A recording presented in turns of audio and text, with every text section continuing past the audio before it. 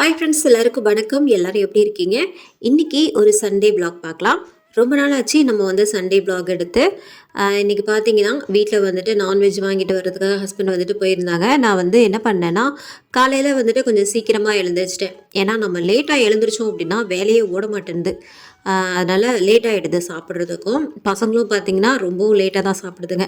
அதனால் நம்ம தூக்கத்தை பார்க்காம பார்த்திங்கன்னா காலையிலே வந்துட்டு கொஞ்சம் சீக்கிரமாகவே வந்துட்டு எழுந்திரிச்சாச்சு. இந்த வாரத்தில் ஒரு நாள் தான் நாங்கள் வந்துட்டு எப்போவுமே நான்வெஜ் வந்துட்டு வாரத்தில் ஒரு நாள் தான் சாப்பிடுவோம். ஏன்னா அன்றைக்கி தான் வந்துட்டு எல்லோரும் வீட்லேயும் இருப்பாங்க, சரி வாங்கவும் முடியும். மற்ற நாள் பார்த்திங்கன்னா பசங்களுக்கும் சரி ஹஸ்பண்டுக்கும் சரி இந்த வெஜ்ஜு தான். ஏதாவது ஒன்று புளி சாதமோ லெமன் சாதமோ இல்லை சாம்பார் சாதமோ அந்த மாதிரி தான் பண்ணி கொடுத்து விட்டுட்ருப்பேன். அதனால் பார்த்திங்கன்னா நான்வெஜ் வந்துட்டு வாரத்தில் ஒரு நாள் தான் வந்துட்டு சாப்பிடுவோம். அதனால் சிக்கனோ மட்டனோ வந்துட்டு வாங்கிட்டு வர சொல்லியிருந்தேன்.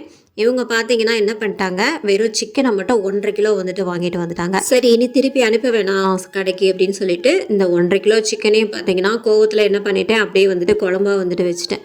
ஏன்னா கொஞ்சம் வறுத்துருக்கலாம், ஆனால் சரி வேண்டாம் எதுக்கு அப்படின்ட்டு குழம்பா வந்துட்டு பண்ணியாச்சு. 1.5 கிலோ வந்துட்டு நான் ஃபஸ்ட் டைமாக வந்துட்டு இன்றைக்கி வந்து குழம்பு வைக்க போகிறேன். அது எப்படி என்னென்ன மசாலாலாம் போடணும் அப்படின்றத வந்துட்டு அப்புறம் பார்க்கலாம். ஃபஸ்ட்டு வந்து இந்த இஞ்சி பூண்டு பேஸ்ட்டு அரைக்கணும் அப்படின்னா சில பேர் வந்துட்டு இந்த தண்ணி எதுவுமே சேர்க்கக்கூடாது, தண்ணி எல்லாம் சேர்ப்பாங்க, அந்த மாதிரிலாம் சேர்க்கக்கூடாது. நம்ம வந்து எண்ணெய் சேர்த்துக்கலாம், நல்லெண்ணெயோ இல்லை கடலெண்ணெயோ வந்துட்டு இஞ்சி பூண்டோட சேர்த்துட்டோம் அப்படின்னா அதை வந்து நல்லா அரைச்சிக்கணும். இது வந்துட்டு 1 மாதம் வரையும் கண்டிப்பாக வந்துட்டு இந்த கலரும் மாறாமல் இருக்கும் ஃப்ரீசர்லேயே வச்சிட்டோம் அப்படின்னா. நான் வந்து எப்போவுமே வந்துட்டு இது தான் ஃபாலோ பண்ணுறேன். இப்போ நம்ம 1.5 கிலோ சிக்கனுக்கு வந்துட்டு நான் அந்த பட்டை லவங்கெல்லாம் வந்துட்டு அவ்வளோவா சேர்க்க மாட்டேன். ஒரு 2 ஏலக்காய், ஒரு 3 கிராம்பு, சின்ன துண்டு பட்டை, அவ்வளோதான். இதில் வந்துட்டு இந்த வெங்காயம், பச்சை மிளகா, அதுக்கப்புறம் கருவேப்பிலை, இதை வந்துட்டு நல்லா வந்துட்டு வதக்கிக்கலாம். வெங்காயம் வந்து நல்லா பொன்னிறமாக வந்துட்டு வதங்கணும். நான் வந்து 1.5 கிலோ சிக்கனுக்கு ஒரு 3 பெரிய வெங்காயம் வந்துட்டு கட் பண்ணி சேர்த்துருக்கேன். ஏன்னா வெங்காயம் ரொம்ப சேர்த்தோம் அப்படின்னா கொஞ்சம் இனிச்சிக்கிட்டு இருக்கிற மாதிரி இருக்கும். அதனால் இப்போ வெங்காயம் நல்லா வதங்கினதும் தக்காளி வந்துட்டு சேர்த்துக்கலாம். தக்காளியை பார்த்திங்கன்னா அதே அளவில் தான் சேர்த்துருக்கேன். தக்காளி வந்துட்டு வதங்கிறதுக்கு கொஞ்சமாக உப்பு சேர்த்துட்டு நல்லா வந்துட்டு தக்காளியை வந்துட்டு வதக்கிக்கலாம்.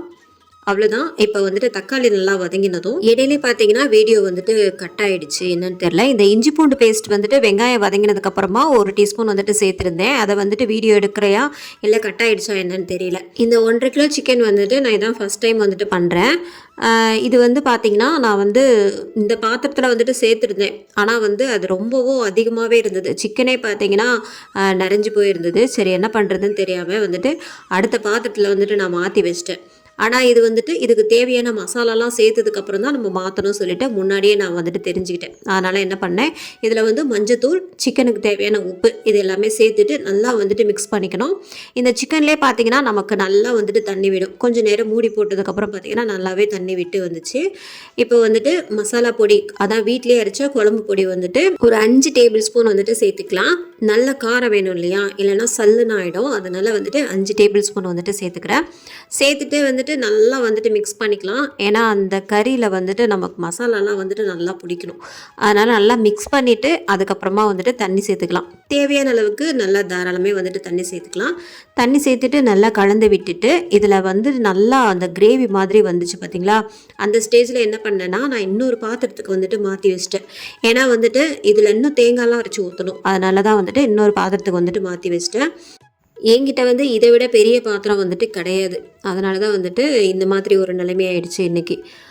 இது வந்து நீங்கள் வேறு பாத்திரத்துக்கு மாற்றுறதா இருந்தால் நல்லா மசாலாலாம் சேர்த்துட்டு அதுக்கப்புறம் மாற்றினீங்கன்னா உங்களுக்கு 2 பாத்திரத்துலேயே இருக்குது அப்படின்னா கொஞ்சம் ஈக்குவலாக வந்துட்டு இருக்கும் இல்லையா. நம்ம வந்துட்டு கறி வந்துட்டு தனித்தனியாக வேக வச்சோம் அப்படின்னா எவ்வளோ போடுறோம் என்ன ஏதுன்ட்டு தெரியாது. அதனால் இந்த மாதிரி பண்ணுறது வந்துட்டு ரொம்பவுமே பெஸ்ட்டு. அவ்வளோதான். இப்போ வந்து தேங்காய் வந்துட்டு அரைச்சி ஊற்றிக்கலாம். நான் வந்து ஒரு அரை மூடி தேங்காய் வந்துட்டு எடுத்திருக்கேன். 1.5 கிலோவுக்கு மொத்தமாகவே வந்துட்டு அரை மூடி தேங்காய் தான் எடுத்திருக்கேன்.